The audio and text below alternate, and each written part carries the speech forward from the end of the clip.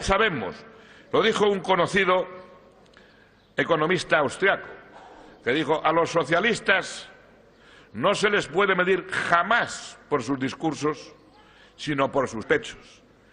¿Y qué pechos?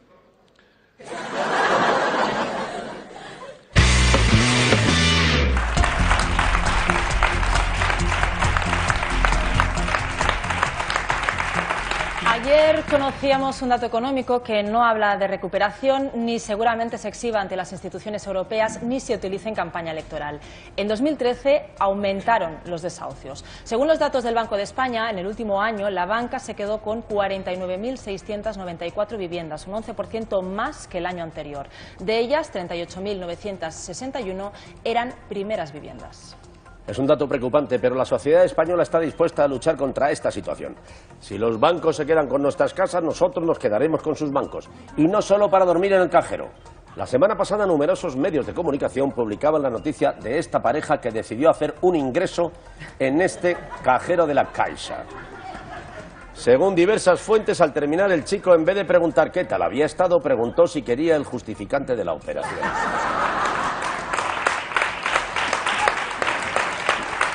Datos precisos. Bien, el informe del Banco de España también muestra que entre los desahucios de primera vivienda, 21.054, es decir, más de la mitad, requirieron intervención judicial en el proceso y casi 18.000 fueron entregas voluntarias, la mayoría de ellas daciones en pago, aunque esta fórmula solo supone el 33% del total de las viviendas habituales desahuciadas. Es decir, que el 67% se queda sin casa y con la deuda. Sí. Los bancos tienen una extraña forma de agradecernos que les hayamos dado miles de millones de dinero público.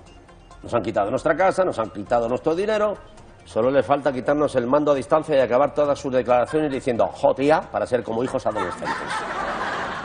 Los datos son claros y el tratamiento informativo también debería serlo. Sin embargo, sorprende cómo ha reflejado esta noticia La Razón. Atentos al titular.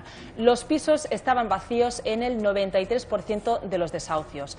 Sin embargo, la noticia principal aparece en el subtítulo. Cerca de 50.000 familias perdieron su casa durante el año pasado. Bien. Aquí mi olfato periodístico me dice que La Razón intenta destacar que la mayoría de los desahucios se produjeron sin intervención de la policía y sin las escenas dramáticas habituales. Antes que lo verdaderamente importante. El año pasado hubo como media más de 100 desahucios diarios. Es un nuevo modelo de periodismo que consiste en destacar lo secundario por encima de lo principal. De hecho, el día que Bárcenas entró en la cárcel estuvieron barajando el siguiente titular: con calcetines blancos. Así ingresó el tesorero del PP en prisión. Lo que demuestran estas cifras es el fracaso absoluto de la reforma de la ley hipotecaria que aprobó el año pasado el Gobierno y que pretendía frenar la sangría de los desahucios. Esta ley incluía la dación en pago en determinados casos y la protección de las familias más débiles, incluyendo la posibilidad de aplazamiento de la ejecución hipotecaria y un fondo social de vivienda en alquiler. Ya hemos visto que los desahucios han aumentado y este fondo social ha sido todo un fracaso. Según el diario.es, de 6.000 viviendas que las entidades bancarias pusieron a disposición del fondo, solo se han entregado 410. Me sorprenden unos resultados tan escasos, sobre todo teniendo en cuenta que la vicepresidenta del Gobierno nos presentó esta ley con la misma emoción que se anunciara el fin de todos nuestros problemas. Recordad. Este convenio recoge el derecho a una vivienda justa, a precio equitativo, pero sobre todo recoge algo que psicológicamente es más importante: el derecho a fracasar. Hay pocas veces en que un gobierno puede ponerse sentimental. Yo no lo voy a hacer. Pero alguno dirá, pues se ha puesto. Me he puesto. Sí, sí, porque esto nos puede pasar a cualquiera. Perdonad. Si en realidad no estoy llorando de emoción, es que tengo alergia al pelo de gato y hoy había croquetas en el comedor. Y me temo, queridos amigos,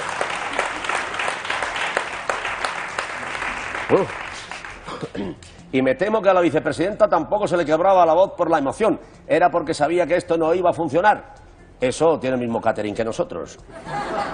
La reforma de la ley hipotecaria fue propiciada por la alarma social creada por los desahucios, incluidos algunos casos de suicidio, la labor incansable de movimientos sociales como la PA y, sobre todo, la sentencia del Tribunal de Justicia de la Unión Europea que consideraba la ley española incompatible con la Directiva Europea sobre cláusulas abusivas y que no protegía al consumidor. Eso sí, la reforma fue considerada muy tibia desde el principio y un año después el procedimiento de ejecución hipotecaria en España sigue siendo igual de injusto e igual de criticado, incluso por quien menos nos podíamos esperar, el candidato popular a la presidencia de la Comisión Europea, Jean-Claude Juncker. Así valoraba nuestra actual ley hipotecaria en los micrófonos de la cadena SER. Es la ley española la que lo quiere así, no Europa quien lo exige. Yo no tengo que inmiscuirme en la legislación que se aplica en España, pero quedé sobrecogido al ver cómo se hacía. Nada que ver con el programa de reformas. Nunca he entendido que la ley española diga que cuando pierdes tu casa debes seguir pagando los intereses contraídos. En mi país, en Luxemburgo, esto no es así y no debe serlo. Quisiera que esto cambie, pero no es competencia europea. Bueno, pues si hasta Juncker, que es el mayor valedor de la austeridad en Europa, considera que nuestra ley es injusta, es que tiene que ser muy injusta. Y además, en este caso, el Gobierno no se puede escudar en las directrices de Bruselas. Es una competencia exclusivamente nuestra. De hecho, es muy difícil de explicar en Europa que estas imágenes corresponden a un procedimiento ordenado por un juez y avalado por una ley con más de 100 años de existencia. Allí se piensan que esta es una de nuestras hermosas tradiciones populares, como el toro embolado o los Sanfermines. ¡Ay! Esos europeos ignorantes no se dan cuenta de que si esto fuera una verdadera tradición española, después de pegarles con la porra les pondríamos banderillas. Hay debates. Entre todos estamos consiguiendo salir adelante. España va mejor. Y debates. Siempre lo es. Cuando vosotros tengáis 18 años vais a ir a votar, porque sabéis que se vota a partir de tener 18 años. Yo no lo sabía eso. No lo sabías, te acabas de enterar, te lo acabo de decir yo. Sí. ¡Exclusiva! ¿Y qué, cómo te has quedado? Un poco alucinado. Mañana nuestros expertos hablan de las elecciones europeas en el intermedio.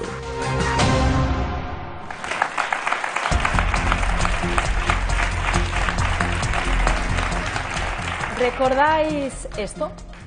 España va bien. Va bien. Lo voy a repetir otra tercera vez, porque hay algunos que esto no lo acaban de entender. España va bien. Las cosas van bien. Eran otros tiempos. Crimea todavía no se había independizado de Ucrania y Aznar todavía no se había independizado del Partido Popular. Pues bien, anoche Esteban González Pons fue más allá. ¿Cómo va España? Yo diría, España va mejor. Las cosas van mejor. ¿Cómo va España? Va mejor. La verdad es que las cosas van mejor. Estamos yendo mucho mejor. España va mejor. ¿Cómo va España? Va mejor. Ya lo veis, cuando se trata de España están los que ven la botella medio vacía, los que la ven medio llena, y González Pons, que no sé lo que se habrá metido, pero solo ve unicornios salados, nubes de algodón de azúcar y, lo más increíble, contratos indefinidos. Como ya sabréis, González Pons participó anoche en un debate a 6 bandas sobre las elecciones europeas. Le acompañaban Ramón Jáuregui por el PSOE, Willy Meyer por Izquierda Plural, Ramón Tramosa por Coalición por Europa, Francisco Sosa Wagner por UPyD y Josep María Terricabras por Esquerra Republicana. Error, Sandra Sabatés, dudo que la mayoría lo sepa. Ese debate no fue precisamente un éxito de audiencia, hizo solo un 4,2% con 838.000 espectadores. Vamos a hablar de algo que hizo un 4%. Sandra Sabatés, ¿acaso quieres hundir este programa? Porque creía que eso era cosa mía. Sandra Sabatés, si vamos a analizar el debate, hagámoslo bien. Vamos a la carnaza. Adelante, Thais Villas.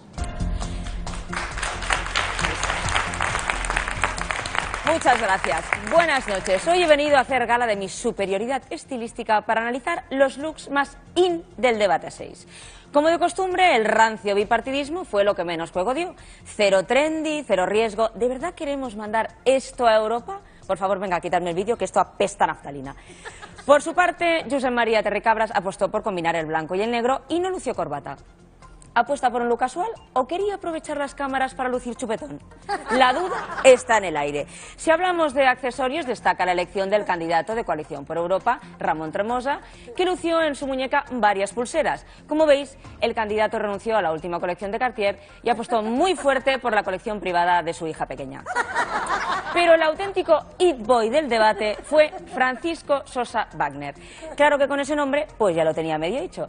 Ahí lo veis, no es lo más chic que habéis visto en tiempo. ¡Ay, qué elegancia! ¡Qué glamour! Petándolo con el look denominado acabo de salir del armario de Chencho Arias. Y hasta aquí mi análisis del debate a 6, lo más apasionante que se ha visto en televisión desde que retransmitían en directo cómo dormían los concursantes de Gran Hermano. Bien, muchas gracias, Thais Villas, pero como no queremos que se nos tache de superficiales, también vamos a analizar el contenido del debate. Y cuando digo contenido, quiero decir cagadas. Y nadie mejor para hacerlo que nuestro especialista en contenidos y deposiciones involuntarias, Dani Mateo. Adelante, Dani Mateo. Gracias, supongo. Efectivamente, el debate nos ha dejado unas cuantas perlas, por ejemplo, cuando el candidato de Esquerra Republicana para defender el derecho de secesión catalana hacía una curiosa comparación con un derecho más etéreo, el derecho a la felicidad. Cuando me hablan antes de que el derecho a la secesión no existe, ¿ha encontrado usted el derecho a la felicidad en alguna parte? ¿Quiere decir esto que no existe? Vamos a ver. Hombre, por supuesto que existe el derecho a la felicidad. Si algo he aprendido en los últimos años es que la gente tiene el derecho a ser feliz en la vida y el deber de parecerlo en la foto del Facebook. Otro momento estupendo fue cuando Ramón Tramosa cuela un anuncio en mitad del debate. Es decir, como tú en el intermedio. ¡Ah! Touché. Vamos a verlo.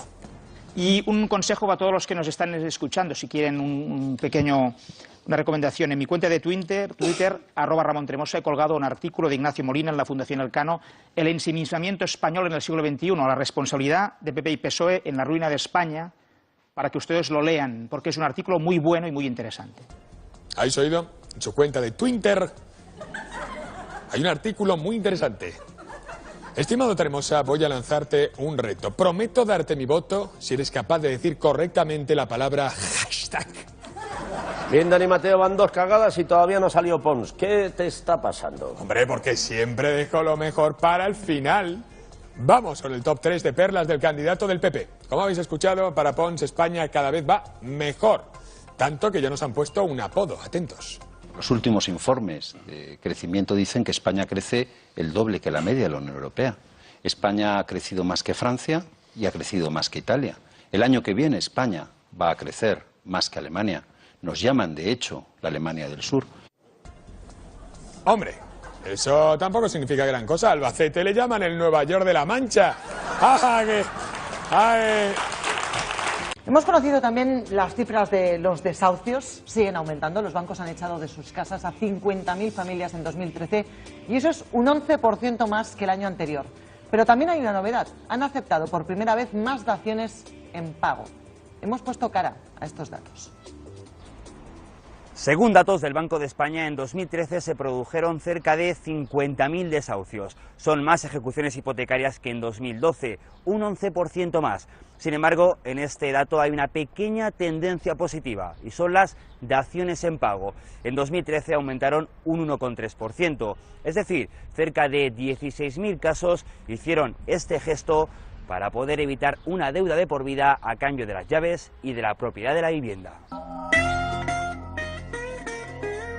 A pesar de que esta dación en pago no estaba incluida en la reforma de la ley hipotecaria que aprobó el gobierno el año pasado, una de las personas que sí pudo aprovecharse de la misma fue Ismael, que tras un acuerdo con su banco logró evitar arrastrar una deuda de por vida de 130.000 euros. Costó bastante, fue mucha pelea, ha sido mucho proceso y muchas ofertas que no iban a ningún lado, que con el tiempo iba a ser peor porque me querían dar 2 años de plazo para pagar menos, pero aquí 2 años pues no he tenido ningún problema. Como Ismael, Janet ha luchado mucho hasta conseguir esta dación en pago. De no haber sido así, la deuda que aún tendría con el banco sería de 205.000 euros. En septiembre dejó de pagar su hipoteca e inmediatamente solicitó la dación en pago. Sin desahucio de por medio se la concedieron. Mucha tranquilidad, el poder dormir por las noches sabiendo que no vas a tener más problemas con la hipoteca, te da mucha tranquilidad, pero a la vez es bastante injusto. Sandra confía en obtener también la dación en pago. Por eso luchamos. Compró su piso en 2007 y, como otros tantos, el desempleo motivó el impago de la hipoteca. En febrero recibió la demanda judicial y, aunque el tiempo avanza, está a la espera de ejecutar una dación que le permitiría no cargar con una deuda de 320.000 euros. Intentaré que me quite la casa y la deuda, porque si me quedo con la deuda, sí, es una estafa. Es una pena que te quiten la casa y encima estar pagando miles de euros cuando no tenemos culpa de la estafa que han hecho ellos. Para la plataforma de afectados por la hipoteca, este dato no es positivo y critican el Fondo Social de Viviendas, que con un parque de 6.000 casas apenas ha dado alojamiento a 800 familias. Pues por contraste, atentos a este sueldo, 105.000 euros al año de media. ¿En qué multinacional se paga eso? Se preguntarán ustedes. Pues nada de eso. Esto se paga en el banco donde se recogen todos los activos tóxicos de la burbuja inmobiliaria, en el banco malo con sueldos buenos. Parece que la moderación salarial que ha impulsado el gobierno pues no ha llegado a la Sareb. Es el encargado de gestionar los restos de la burbuja de la construcción. La morralla inmobiliaria.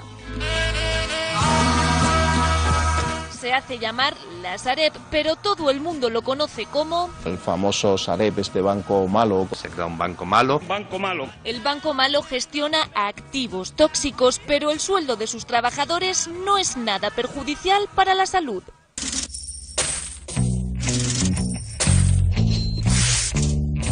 Sus empleados cobraron el año pasado una media de 105.000 euros anuales.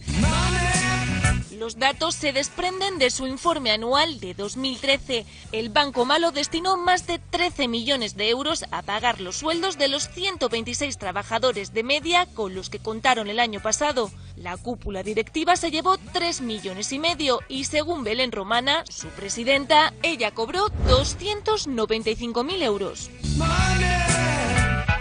Aunque la Sareb ha querido matizar estas cifras, dice que su plantilla no estaba completa en 2013 y que los trabajadores fueron incorporándose al organismo a lo largo del año. Ahora que la plantilla es más estable, asegura que en abril de 2014 el salario medio de los trabajadores se situaría en los 80.700 euros anuales. Pues la verdad es que sorprende que para ser el banco malo, para recoger todo eso que nadie quiere, todos esos activos tóxicos, el sueldo medio supere los 100.000 euros. Es un contraste llamativo, Chema. Sí, sí que lo es, y además en el contexto en el que nos movemos. Qué duda cabe que algo habría que hacer con esas viviendas, con ese patrimonio. La verdad que el nombre no ha sido del todo acertado, porque claro... La Sareb. Y el banco malo, ¿no? Eso ya se lo hemos puesto, malo, yo creo que los periodistas. Seguramente... No, pero yo creo que algún político también ha utilizado esa expresión. Yo creo que optimizar también socialmente ese parque de viviendas al que hay que dar salida, pues seguramente merece una retribución. Yo no sé exactamente la condición que tienen los gestores de ese banco malo, que deberá ser, o creo que sea, un banco público y que por lo tanto su nivel retributivo pues estaría dentro de los márgenes que establece la función pública. Una importante parte de pública. Claro. Y por lo tanto, en fin, de la eficacia en la buena administración, en la buena gestión y en la buena reubicación de ese ingente patrimonio de viviendas, que de ella se derivara seguramente algún plus, algún bonus, alguna prima a los gestores buenos del banco malo, estaría bien. Pero de entrada yo creo que suena un poquito a sarcasmo esa retribución cuando lo que estamos hablando es de gestionar viviendas cuyo origen a veces está en la tragedia de las familias. Lo que cuesta entender es que haya todavía bloques de viviendas y viviendas vacíos, gestionados o no por el banco malo, y seguimos viendo que los números de los desahucios aumentan. Entonces, yo no creo que haya que regalarlo todo, pero sí que hay que gestionar el dinero público y las propiedades que en este momento son públicas para los ciudadanos, ¿no? El dinero público y hasta la gestión privada. Yo no consigo entender qué le comporta a un banco privado tener todavía más viviendas vacías en su haber, por haber exagerado con las condiciones en que en su día se realizó la hipoteca.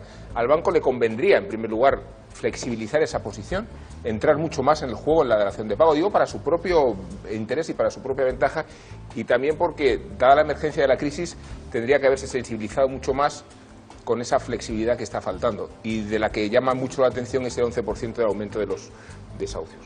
problema de la dación en pago, que sí puede ser una pequeña solución, es que como lo vuelvan a aplicar se pueden encontrar con más pisos y lo que quieren es quitarse los pisos que tienen. Ya, es un problema bastante técnico pero y complicado. La propia liquidación inmediata de las no solo porque pueda ser injusto. O sea, el regodearse con tener un imperio inmobiliario en la sí, nada... pero que quieren sacar. Teóricamente lo que deberían hacer por su propia rentabilidad también, ya no hablo desde el punto de vista de la solidaridad, es darse cuenta de que hay una emergencia económica y que en una situación de emergencia... ¿A quién se lo pides? ¿A los bancos? Sí, a los bancos con sus clientes. ¿A los bancos malos? No, a sus bancos con sus clientes, flexibilizando ciertas condiciones por las propias garantías que pueda suponer para ellos mismos, y hablo de los bancos, la liquidación favorable de las hipotecas.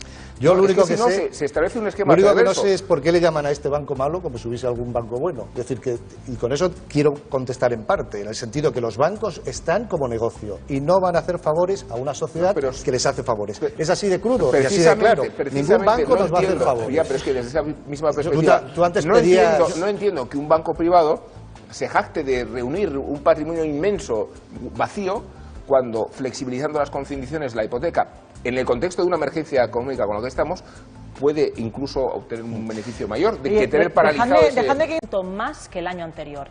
De ellas, 38.961 eran primeras viviendas. Es un dato preocupante, pero la sociedad española está dispuesta a luchar contra esta situación. Si los bancos se quedan con nuestras casas, nosotros nos quedaremos con sus bancos. Y no solo para dormir en el cajero. La semana pasada numerosos medios de comunicación publicaban la noticia de esta pareja que decidió hacer un ingreso en este cajero de la Caixa.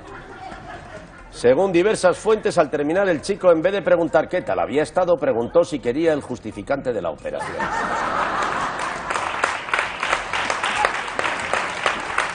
Datos precisos.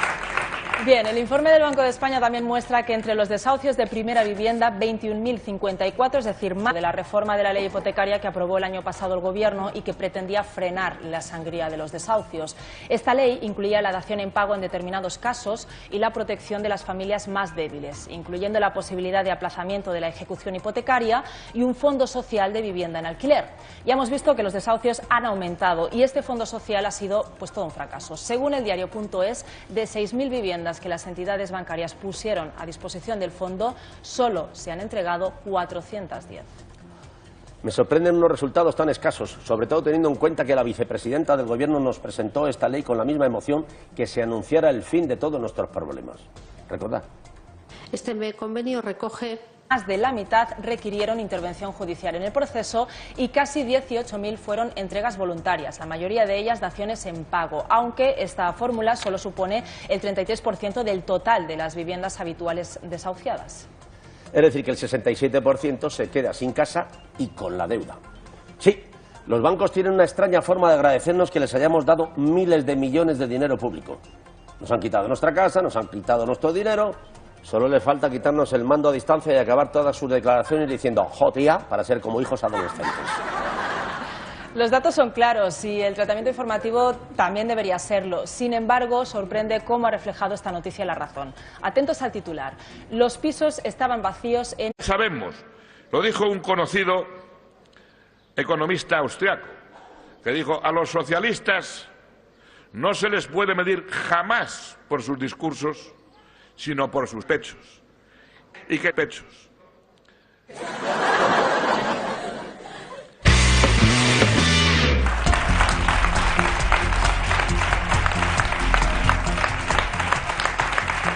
Ayer conocíamos un dato económico que no habla de recuperación ni seguramente se exhiba ante las instituciones europeas ni se utilice en campaña electoral.